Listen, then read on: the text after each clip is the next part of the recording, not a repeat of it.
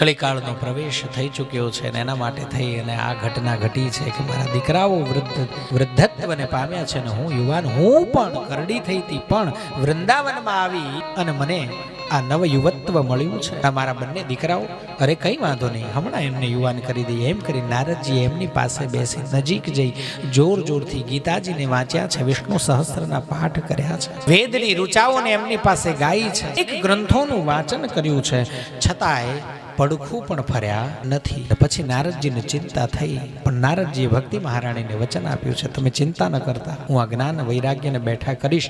અને એના માટે થઈને હવે આ ચિંતાને લઈને, અરે આમાં ચિંતા કરવાની હોય, તમે તો પરમ સંત છો, આપ તો જ્ઞાની છો, પોધન છો, આ વિશ્વમાં ભગવાનની પરમ ભક્તિ એ આપને વરી છે અને તમને વળી આ બધું, કારણ કે સંતોનું ધન શું? તપ, ભક્તિ, ધર્મ. તમને આ ન શોભે. સાધુનું પરમ ધન છે ને એ તપ છે.